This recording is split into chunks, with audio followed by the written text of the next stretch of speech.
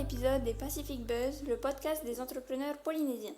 Aujourd'hui, le monde évolue, notamment en termes de technologie, et il est parfois difficile de s'y retrouver et de suivre le rythme. C'est pourquoi nous pouvons voir de plus en plus d'entreprises spécialisées dans les conseils et services informatiques émerger. En Polynésie, Florian Chabot, gérant de l'entreprise SF2I, propose des formations et services dans le domaine informatique. Sans plus attendre, je te laisse découvrir cette conversation riche entre Philippe et Florian sur l'entreprise SF2I, son parcours d'entrepreneur unique et ses projets d'avenir.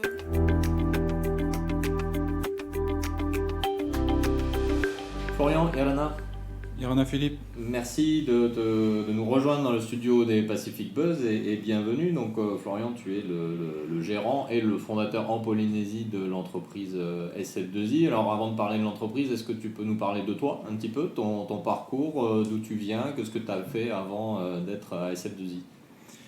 Je commence au tout début ou... Écoute, si tu veux partir dès la naissance, on peut. Alors j'ai grandi en Provence, en France. J'ai fait mes études dans plusieurs grandes villes en France, Montpellier, Grenoble, Paris. Et ensuite, j'ai travaillé quelques années à Lyon dans le monde des mutuelles, des instituts de prévoyance. D'accord. Avant de partir en Nouvelle-Calédonie en 2009, où je suis resté 10 ans. Partir par envie ou parce que tu avais une opportunité Par envie, avec un peu d'économie. J'avais pas de grosses attaches en France. J'ai pas d'enfants, j'ai pas un prêt bancaire, etc. Donc je me suis dit c'est maintenant ou jamais. Et j'y suis resté 10 ans parce que justement j'ai rencontré l'aventure SF2I dont je vais vous parler. Ouais. Voilà. Et je suis arrivé en Polynésie en 2019, en pleine préparation du HEVA. Donc ça m'a laissé une grosse impression. C'était un moment où je réfléchissais à partir de Nouvelle-Calédonie pour une nouvelle aventure. Et je me suis dit que j'avais encore quelques pages à écrire dans le Pacifique. Et voilà, je suis venu avec ma femme en 2019 et j'ai rejoint la société SF2I qu'on avait créée en 2017. Et voilà, on n'était pas très nombreux à l'époque, on était 3. Et aujourd'hui, 2022, on est une vingtaine. Donc c'est un beau chemin. Ouais, effectivement. Et au passage, du coup, tu as rencontré ton épouse Alors, la vraie histoire, non, je suis parti de France avec mon épouse qui était ma copine à l'époque. Ah, d'accord. Et on s'est mariés en catimini à Nouméa avec 5-6 personnes. Voilà. Ok. Alors, avant de rentrer dans SF2I en soi, comment s'est fait ton changement entre la Calédonie et la Polynésie? Est-ce que tu as vu des différences dans la façon dont on travaille, dans la façon dont on vit? Qu'est-ce qui a fait que tu as décidé finalement de rester sur la Polynésie? Comme beaucoup de monde, l'accueil chaleureux des Polynésiens. Et j'ai vu rapidement une grosse différence. En tout cas en 2019, c'était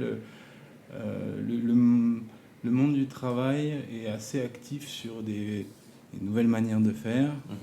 Je vois sans arrêt des ateliers, de la facilitation, du design thinking, des world cafés, des choses comme ça. Et c'était pas monnaie courante en Calédonie. D'accord. En 2019. Et je suis arrivé ici, j'ai trouvé que c'était très actif. Donc c'est quelque chose qui me plaît. Ouais. Voilà. C'est toujours du plaisir à entendre qu'on a souvent tendance à se dire qu'on est un peu à la traîne de tout et là finalement pour le coup on est en avance.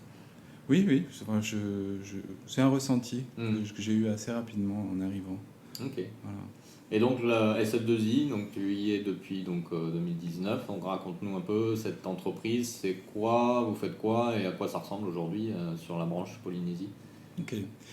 Donc SF2I, c'est un groupe de sociétés créé en 2008 à Nouméa par le fondateur qui s'appelle Paul Lanier.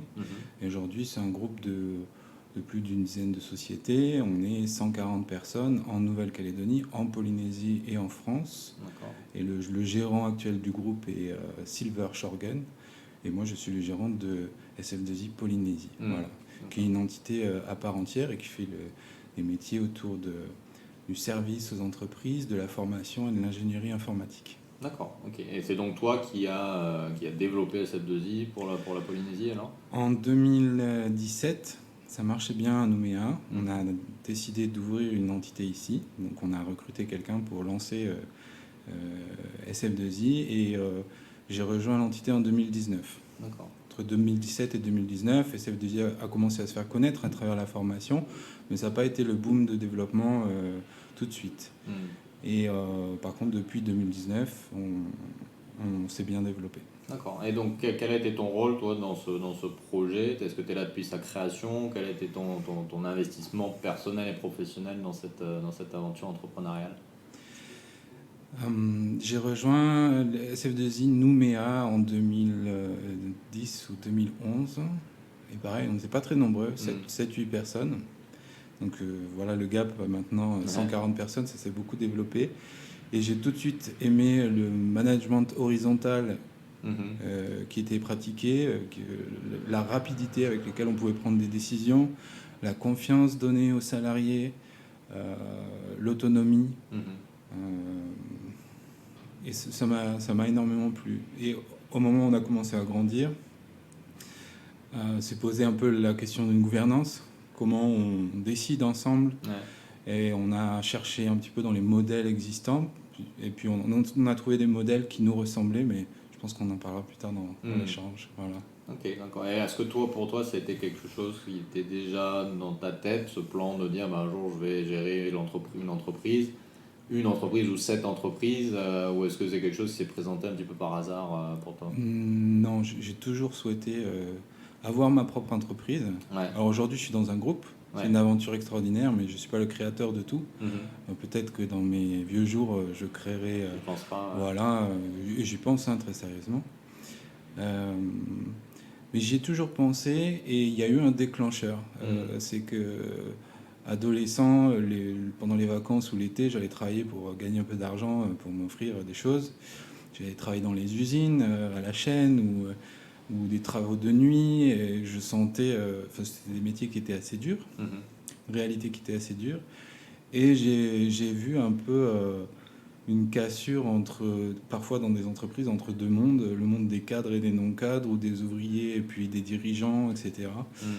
Et puis j'ai dû vivre une frustration ou entendre une phrase genre faut pas avoir le BEPC pour peindre un mur ou un truc comme ça, un truc un peu dédaigneux.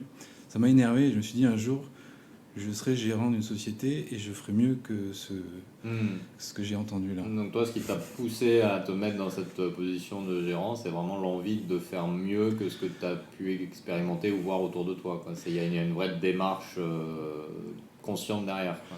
Oui, et puis de travailler dans un milieu où je m'éclate, où j'ai envie de me réveiller tous les matins, de venir, et que les gens autour de moi ressentent la même chose. Voilà. D'accord. Et donc aujourd'hui, donc tu nous as dit le groupe SF2I, c'est 140 personnes, mais en Polynésie, donc tu es arrivé en 2019 pour développer l'entreprise. Donc maintenant, on en est où? À quoi ressemble l'entreprise à Tahiti? Alors, on est une vingtaine. Des jeunes et des moins jeunes. On va dire que voilà, on a des gens qui ont entre 20 ans et 50 ans. Donc oui, ça reste une moyenne assez jeune. On est situé à l'immeuble Le Bihan, à Pierré. Voilà. On va dire qu'on a la moitié de l'équipe qui travaille à l'immeuble Le Bihan en permanence et l'autre moitié qui travaille en régie, c'est-à-dire qu'ils apportent un service de support informatique, mais directement chez les clients. D'accord. Voilà. Donc plus accompagnement, conseil. Et du coup, ça fait 3 ans que tu as pris la main de l'entreprise.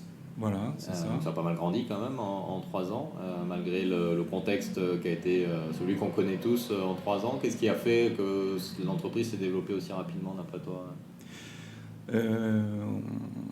Avec la période Covid, les difficultés que ça a pu apporter, on a fait le pari de recruter pour l'avenir. Alors maintenant, on va essayer de stabiliser, on parlera pour l'année qui vient. Et puis, il y a eu un fort besoin d'externalisation de ce type de service. Le support informatique dans les entreprises, la bobologie, gérer les ordinateurs, les serveurs, le réseau, etc. C'est très demandé. Est-ce que la dynamique télétravail a fait que justement ça vous a aidé dans votre activité? Parce qu'il y avait un besoin nouveau que les entreprises ne pouvaient pas gérer ou... on a accompagné beaucoup d'entreprises pour la mise en place d'outils de télétravail, d'outils collaboratifs, de plateformes. Je pense voilà, c'est une expertise qu'on porte dans le Pacifique. Alors, on n'est pas les seuls, mais je pense qu'on est assez nombreux sur le sujet chez SF2I. Et oui, on a été très sollicités pour ça. Et historiquement, il y a un management très horizontal, de la confiance, de l'autonomie. Le sujet télétravail, il existe chez nous depuis des années. Depuis 2010, si on a envie de travailler à la maison, on peut. Voilà. Donc vous en maîtrisez un peu les tenants, les aboutissants et toute la structure qui va avec derrière. Avec ce qu'il y a de bien et de moins bien. Et surtout, on s'est très rapidement équipé des outils pour pouvoir télétravailler. À tel point que quand il y a eu les premiers confinements, les équipes de hotline, qui sont assez nombreuses à Nouméa, sont passées en télétravail et on a basculé toutes les hotlines de nos clients en 2 heures. Ah oui. Voilà. Ça n'a pas été le cas de tout le monde. Voilà. Effectivement. Ok, super. Je te propose qu'on fasse une petite pause et on va rentrer un petit peu plus dans justement ton expérience et ton approche de l'entreprise.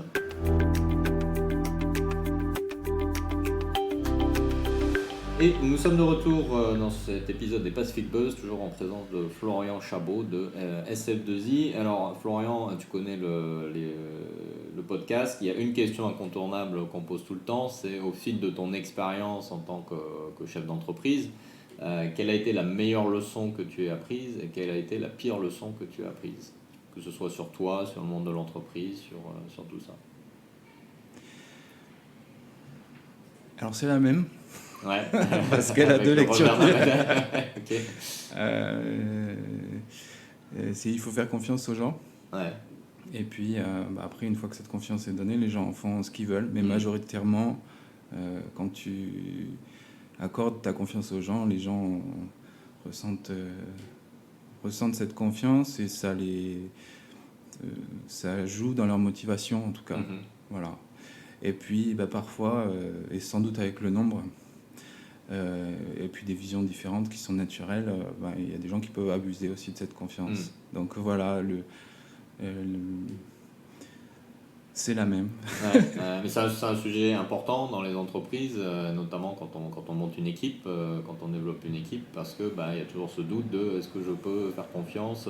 Comment toi tu lèves ce doute quand tu développes l'entreprise, quand tu recrutes de nouvelles personnes, parce que là c'est parti assez vite quand même ce développement. Donc du coup on recrute un peu rapidement aussi, j'imagine. Donc comment toi tu gères cette partie-là en te disant, et notamment avec tout l'aspect télétravail dont tu nous parlais avant la pause, comment tu approches la question de la confiance, toi ? Alors, dès le recrutement,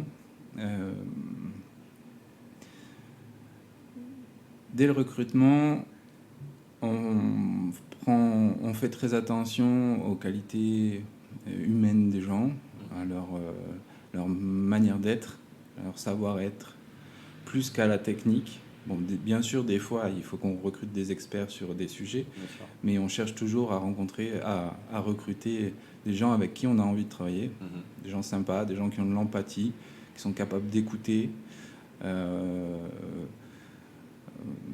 plutôt que... Voilà, il y a des dieux de la technique, mais qui n'arrivent pas à communiquer avec le reste du monde. Ouais. Voilà. Et la technique, ça s'apprend. Donc, vu qu'on est aussi un centre de formation, on préfère miser sur des gens qui ont des grandes qualités humaines et qu'ils se forment après sur des sujets techniques s'ils le souhaitent chez nous. Voilà. Et bien alors du coup, tu disais le revers de la médaille de la confiance, c'est que effectivement, statistiquement, à un moment donné, quelqu'un va te décevoir. Et justement, souvent on l'entend, ça peut marquer l'expérience d'un entrepreneur, de se dire, voilà, je ne vais plus travailler avec quelqu'un, je ne vais plus embaucher, je ne vais plus, etc. Comment toi tu gères justement cette rupture de la confiance et comment tu arrives à rebondir malgré tout pour éviter que cette leçon qui était la mauvaise leçon te marque trop fortement ? Alors déjà, ça met du temps, puisque... Alors c'est cliché, parce qu'on en parle beaucoup, mais on parle du droit à l'erreur, et on fait tous des erreurs techniques, des erreurs d'analyse, d'appréciation. Donc on accompagne notre équipe quand ils se plantent, quand ils se trompent, pour essayer d'en apprendre les leçons. Vraiment, c'est de faire des retours sur expérience, d'analyser pourquoi on s'est trompé. et quelqu'un qui va se tromper, de temps en temps ça arrive, quelqu'un qui va se tromper à répétition et sciemment avec mauvaise foi, ça s'analyse aussi, ça se perçoit aussi. Et pour mettre un cadre à tout ça, on a, alors plus qu'un règlement intérieur qu'il y a souvent dans les entreprises, on a 10 règles d'or. Et ces 10 règles d'or sont articulées autour de valeurs, le respect en particulier. Voilà. Donc mon rôle en tant que chef d'entreprise, quand quelqu'un n'est plus aligné avec ses valeurs, c'est d'en parler immédiatement avec lui et d'essayer de comprendre pourquoi et de faire avancer ce sujet. Voilà. Et c'est arrivé qu'on se sépare de collaborateurs avec qui ça n'allait pas, mais à un moment donné, il faut être honnête, si la personne ça va pas, elle se sent sans doute pas bien, elle non plus, dans son travail. Et c'est des deux côtés que ça se passe, donc autant en parler en adulte et de manière très franche au lieu de tourner autour du pot. Alors, tu nous disais tout à l'heure dans l'introduction de ton parcours que ton rêve d'entrepreneur, c'était en vue d'aider les employés à se sentir bien finalement au travail et pas reproduire des schémas condescendants qui divisent un petit peu les gens en fonction de leur statut, etc. Quand on pense à ce genre d'approche humain, finalement, du coup, on n'a pas les discussions qu'il faut pour sanctionner, etc. Donc, comment toi tu envisages justement cette approche, ce rêve que tu avais d'entreprise humaine, on va dire, comment tu l'as concrétisé à SF2I Tahiti?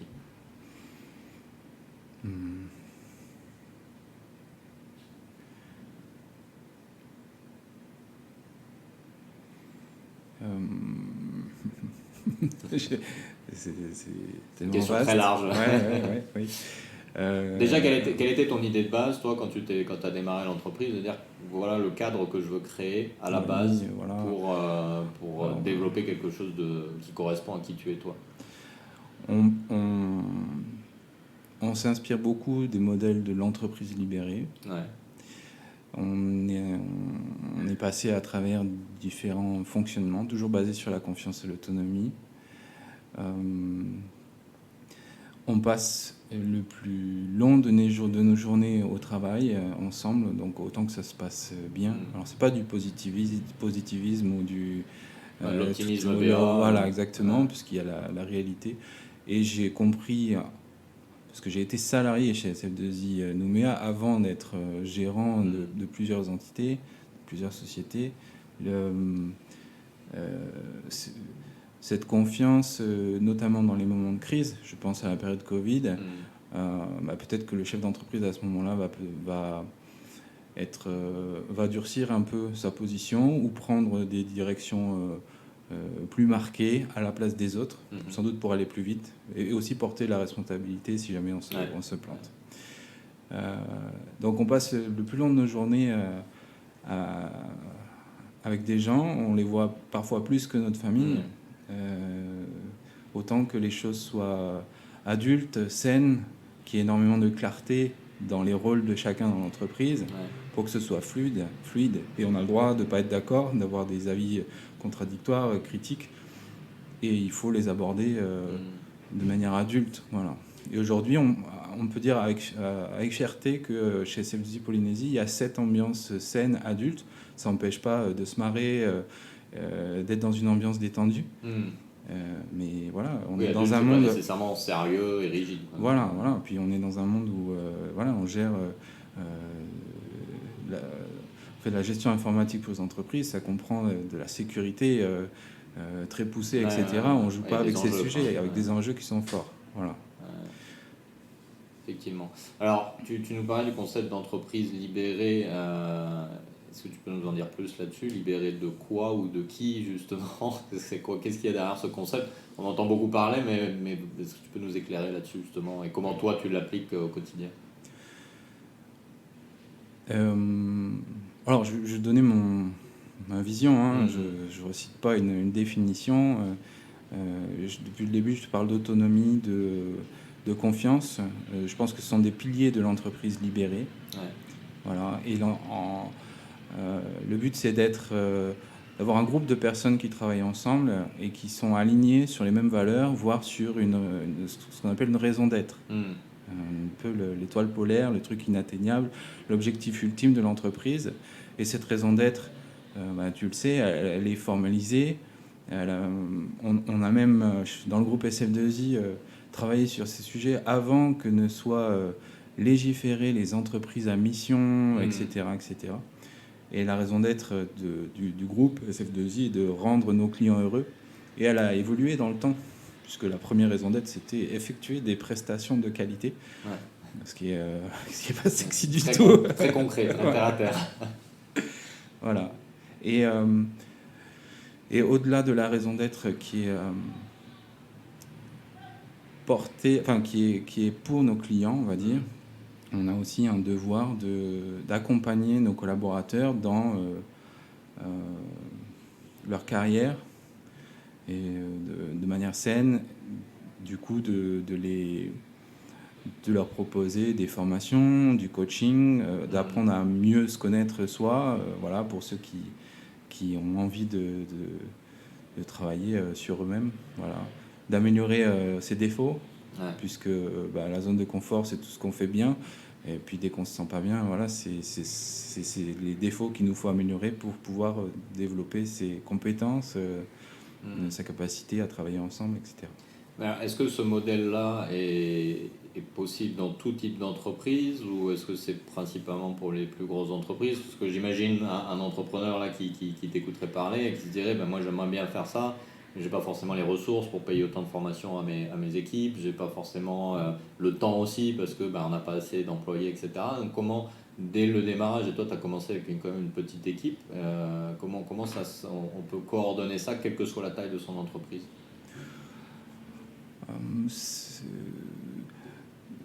Je t'ai parlé de gouvernance plusieurs fois. C'est la manière dont on est organisé et on décide ensemble. D'accord. Et dans une entreprise qui peut être plus pyramidale, il y a des services, il y a des chefs de service, il y a des équipes. Chez nous aussi, il y a des équipes qui sont plus des petites équipes autonomes. Généralement, il y a un leader technique dans chacune de ces équipes. Cette position de leader, il faut accepter parfois d'être le leader sur un sujet, donc sur un rôle, et puis de ne pas l'être dans une autre équipe, tu vois. Donc c'est de relâcher le contrôle quand même vachement. Ouais, alors après on a poussé un peu loin, puisque dans les premières années, on a cherché un modèle formalisé de gouvernance d'entreprise. On s'est intéressé à l'holacratie. Donc l'holacratie, on rappelle, c'est un modèle de management horizontal où vraiment tout le monde est impliqué dans le processus décisionnel. Voilà, avec des processus pour prendre les décisions, pour mener les réunions, etc. On a fait ça pendant à peu près 5 ans. Et on a trouvé le modèle un peu trop lourd.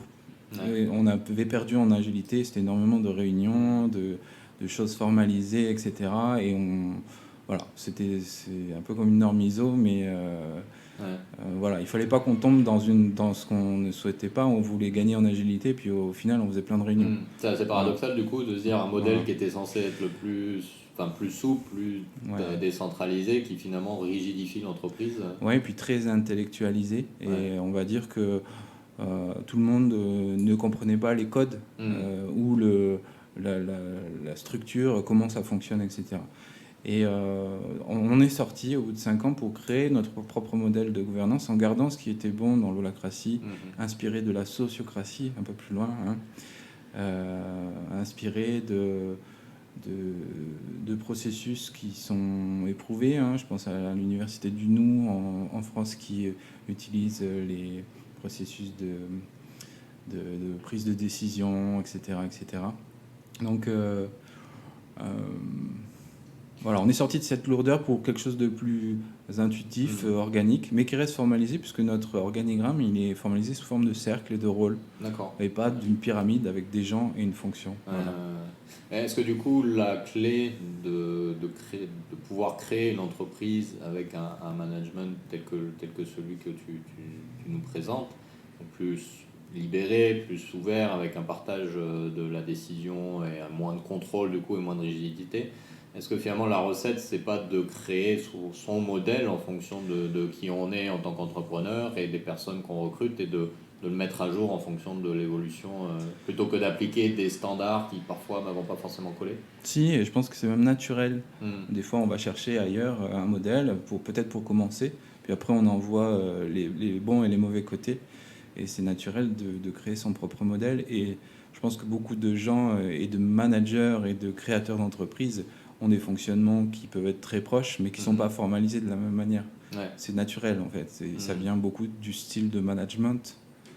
Ouais. Et puis de l'énergie, du temps que les managers mettent à disposition de leur équipe. Donc finalement, en fait, il faut faire les choses comme on les sent, plus qu'à tout prix vouloir faire comme ci, comme ça. Ouais, c'est ma vision, c'est mon ressenti. Après, il faut rester aligné avec les bonnes pratiques de son métier. Et on ne transige pas avec la sécurité, on ne transige pas avec le code du travail. Voilà, donc... il y a un cadre clair qui est quand même bien sûr. communiqué. Alors, du coup, dans ce cadre-là, toi, ta journée, elle va ressembler à quoi en tant que gérant de cette entreprise avec ce modèle de gouvernance unique, du coup, puisque c'est propre à SF2I? Comment un peu tu fonctionnes, comment tu t'organises pour arriver à faire tout ce que tu peux faire et tout ce que tu dois faire, tout en ayant ce côté humain et proche de tes équipes? L'emploi du temps type, c'est plusieurs rendez-vous dans la journée, pas trop, pour pas saturer la journée, et puis garder du temps pour répondre et travailler avec les équipes.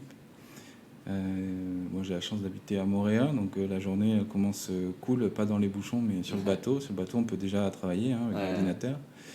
Arriver à Papeete, voilà, les rendez-vous, le bureau, à l'immeuble Le Bihan. Chacun, quand on rentre dans ce bureau, on voit que chacun travaille sur ses sujets et qu'il n'y a personne derrière eux pour regarder si ils passent du temps sur leur compte réseau social ou voilà, il y a de la musique et pourtant ça reste adulte et professionnel. Des gens qui ont on a des contrats de maintenance avec les entreprises qui ont une couverture horaire. Donc, les techniciens se relaient aussi pour assurer cette couverture horaire, la hotline, etc. etc. Il y a des travaux qui peuvent durer plus tard le soir. J'ai l'impression qu'on parle beaucoup d'intrapreneuriat. J'ai l'impression que dans l'ADN de SF2I, il y a cette valeur-là, cette manière de réfléchir. Et les gens se sentent responsables de leur boulot et le font bien. Et c'est pas parce que l'horaire s'arrête à 15h que les gens vont s'arrêter à 15h pile. Il y en a qui vont partir plus tôt, il y en a qui vont partir plus tard. Si quelqu'un a besoin de faire quelque chose dans la journée, il peut le faire. Voilà. On a quelques codes, par exemple rester joignable. Tout le monde a un abonnement Internet et téléphone. Avec les outils collaboratifs, on peut facilement chatter. On est toujours en relation. Voilà. Et puis toute la journée, on travaille aussi avec la Calédonie, un peu le soir avec la France. C'est des confs, il y a beaucoup de synergie. Voilà. Alors du coup, quand j'entends un peu ce que tu dis, est-ce que ça veut dire qu'il n'y a pas forcément d'horaire de travail fixe? Est-ce que du coup vous avez des journées qui sont bien remplies, vous continuez à travailler plus tard? Enfin, comment tout ça se coordonne? Non, il y a des journées, il y a 39 heures par semaine. Je veille aussi à l'équilibre horaire, parce que là, les gens se sentent bien dans leur travail et ils pourraient se surinvestir. Ce qu'on voit beaucoup dans le monde de la tech notamment, voilà. où quand il y en a plein de services qui sont offerts, finalement c'est pour plus rester au travail. Voilà, et je suis garant aussi de cet équilibre. Et j'ai eu la chance d'apprendre dans le temps à mieux gérer des plans de charge, à faire attention quand quelqu'un travaille beaucoup, qu'il prenne du temps pour récupérer, pour se reposer. Dans l'informatique, il n'y a pas d'horaire. Un serveur, il peut avoir un gros problème en pleine nuit ou le week-end. Donc on a mis en place des fonctionnements type astreinte, où une personne prend l'astreinte, elle est payée pour ça pendant une semaine, et puis elle est relayée par d'autres personnes les semaines suivantes, et ça permet au groupe de se reposer. D'accord. Voilà. On n'est pas corvéable à merci 24/24, même si on assure une astreinte pour les les incidents impactants et, pour nos clients. Voilà. D'accord, ouais, donc tout a été quand même pensé dans ces détails-là et mis à jour régulièrement en fonction des contraintes qui évoluent pour l'entreprise, quoi. Exactement, et aussi du nombre de personnes qui a augmenté. Alors ma dernière question avant de parler un petit peu du futur, de ton futur et puis de SF2I. Sur les Pacific Buzz, on reçoit souvent principalement des gens qui ont créé leur entreprise, donc qui définissent à partir de rien quelque chose de nouveau.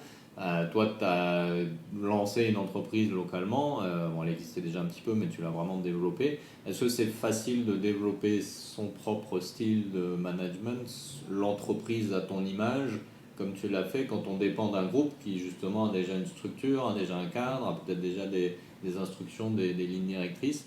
Quel est le niveau d'autonomie que tu peux réussir à avoir et quelle est la possibilité justement malgré tout d'en faire ton entreprise entre guillemets, quoi? Comme l'autonomie de mes salariés et la confiance que je donne à mes salariés, moi je ressens la même chose au niveau du groupe. Donc, je me sens très libre ici. Après, déjà en Nouvelle-Calédonie, j'étais un acteur de la gouvernance de ces entreprises-là. Donc c'est des valeurs que je porte naturellement. Et voilà, à partir du moment où les choses sont claires, à partir du moment où on se réunit régulièrement, on a mis une régularité dans nos réunions. On fait une réunion mensuelle avec tout le personnel. On fait des réunions chaque semaine avec les différents cercles, avec les différentes équipes. À partir du moment où les choses sont claires, voilà. Après, on n'a pas vraiment de compte à rendre quand les choses vont bien, que les bilans sont positifs. On est encouragé par nos collègues ou le fondateur du groupe. Je me sens plutôt conseillé quand j'ai besoin d'aide ou quand je doute d'une décision, de choses comme ça, qu'on m'ordonne des choses. Voilà. Et eux aussi ont une posture qui incarne les valeurs du groupe, quoi. Donc ça, c'est vraiment une culture complète qui après se transfère chaque fois qu'un nouveau projet est construit, quoi. Ok, voilà. On va faire une deuxième pause et on va regarder un petit peu vers le futur dans un moment.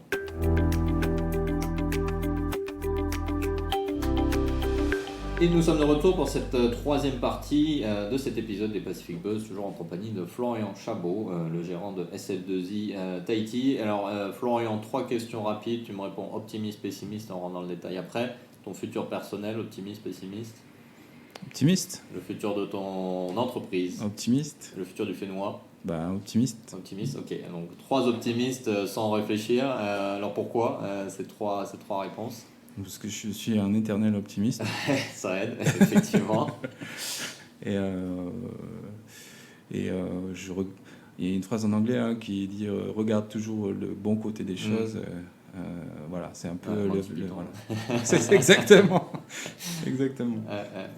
J'ai cette vision dans la vie en général, donc ça explique les 3 optimistes. Et alors avec ce fort optimisme, donc j'imagine c'est parce que toi aussi tu te plais dans ce que tu fais, tu t'y retrouves dans cette entreprise que tu diriges, et du coup qu'il y a potentiellement des projets de développement qui sont suffisamment intéressants, j'allais presque dire excitants, pour que tu te sentes optimiste. Est-ce que tu peux nous parler un petit peu de ce que tu as en tête pour le futur de SF2I, sur quoi tu travailles, quelles sont les choses que tu peux nous confier? Alors, quelque chose qui me vient à l'esprit, c'est... je t'ai parlé du groupe de sociétés SF2I. Souvent, des gens à l'intérieur des SF2I ont envie de développer un sujet, une niche en informatique ou sur un autre sujet, et on les accompagne dans la création d'une start-up ou d'une entreprise sur ce sujet-là. Et là, au mois d'avril, on a lancé une entreprise qui s'appelle Numéri et qui propose des progiciels d'entreprise, donc des ERP à ses clients. Donc voilà, c'est un projet qui est né d'un employé en interne, c'est ça? Oui et non. Ça fait plusieurs années qu'on détecte que dans les entreprises, il y a ce besoin au Fénois, qu'on a des échanges avec les entreprises. Et voilà, c'était surtout le moment opportun pour le créer. On a recruté, on continue de recruter pour staffer cette nouvelle société dont je suis aussi co-gérant. Voilà. D'accord. Donc ça, c'est un des projets futurs immédiats. Pour SF2I Polynésie, la vision de cette année, je te parlais de stabiliser l'équipe. On a beaucoup recruté. Sur le dernier exercice, on est passé de 10 à 20 personnes parce qu'il a fallu répondre à des besoins clients. Je pense que cette année, on va stabiliser cette équipe, peut-être un peu moins recruter, puis optimiser les différents contrats qu'on a avec chacun de nos clients et qui vont de la très petite entreprise où il y a 4 ordinateurs à des grands groupes privés ou des administrations. Voilà. D'accord. Ouais, donc en fonctionnement plateau, on ne va pas trop vite non plus, au risque de se perdre à un moment donné. Oui, puis je pense que c'est sage, c'est sage, comme tu dis, de marquer des plateaux dans la croissance de l'entreprise. Ne pas y aller les yeux bandés, quoi. Ouais. Est-ce que toi, tu as d'autres projets, alors que ce soit personnel ou dans le cadre du groupe, avec le soutien du groupe, de dire, tiens, il y a peut-être encore d'autres choses qu'on peut créer, parce qu'on sent un petit peu les serial entrepreneurs quand même dans ce groupe, où une opportunité, pouf, on la saisit, on crée quelque chose de nouveau.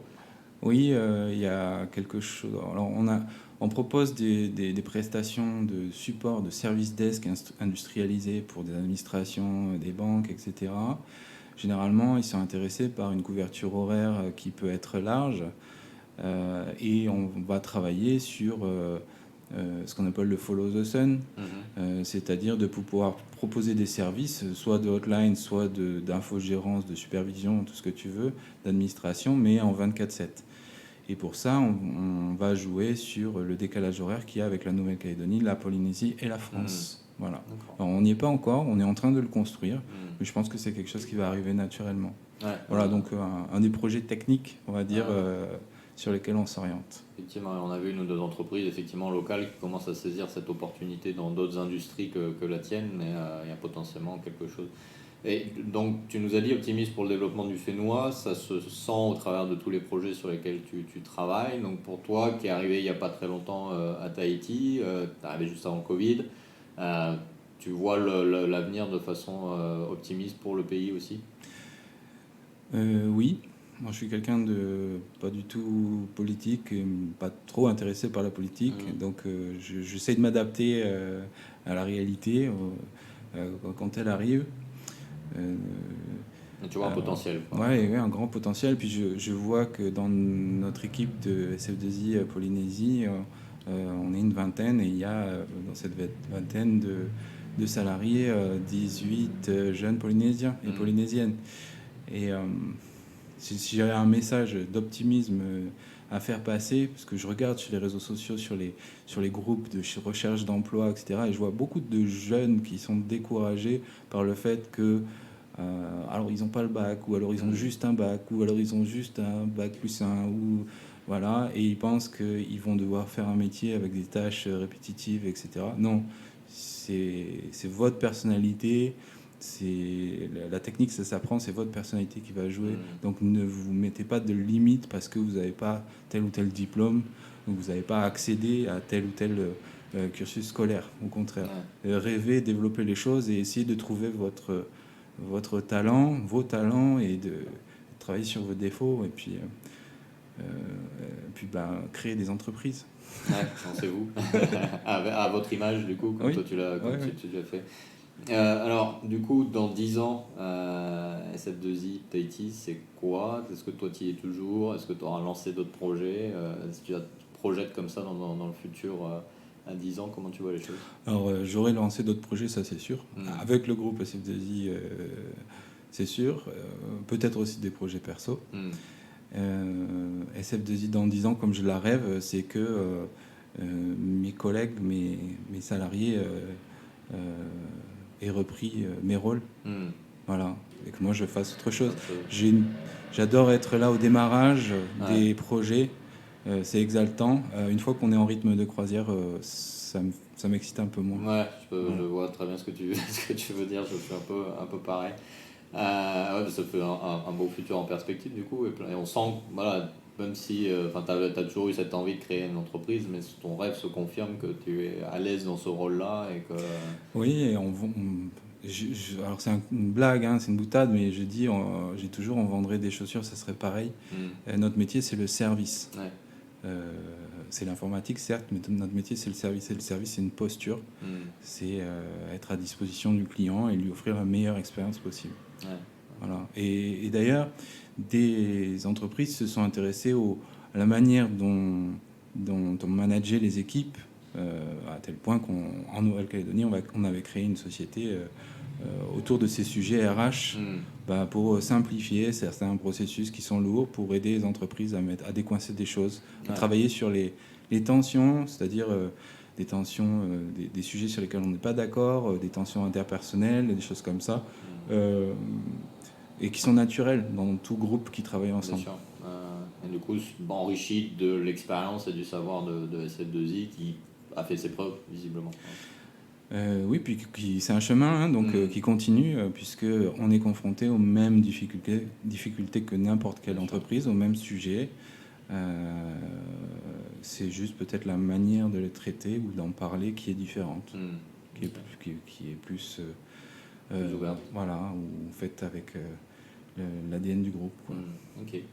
Alors ma dernière question pour toi, Florian, tu t'es adressé aux jeunes qui cherchent des emplois déjà, mais plus généralement, si tu avais un message à faire passer à tous les gens qui nous écoutent, qu'ils soient entrepreneurs, chercheurs d'emploi, ou juste intéressés par nos entreprises locales, si tu avais quelque chose à leur dire, une dernière idée que tu voudrais implanter dans leur esprit, qu'est-ce que tu aimerais partager avec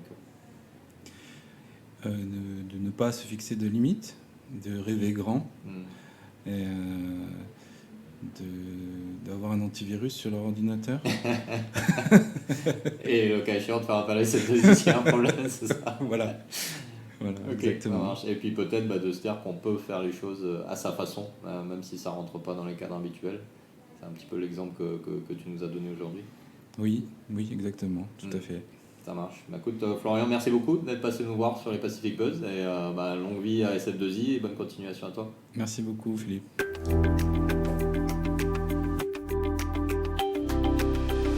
Et voilà, c'était le nouvel épisode des Pacific Buzz enregistré par Philippe en compagnie de Florian, gérant de l'entreprise SF2I à Tahiti. Si cet épisode t'a plu, n'hésite pas à le partager avec tes proches, tes collègues ou ta famille. N'hésite pas également à le partager sur les réseaux sociaux et à le noter sur ta plateforme de podcast préférée. Ce sont tes retours et tes partages qui nous aident à continuer. Je te retrouverai donc très bientôt pour un nouvel épisode, un nouvel entrepreneur. D'ici là, prends bien soin de toi et à bientôt. Nana!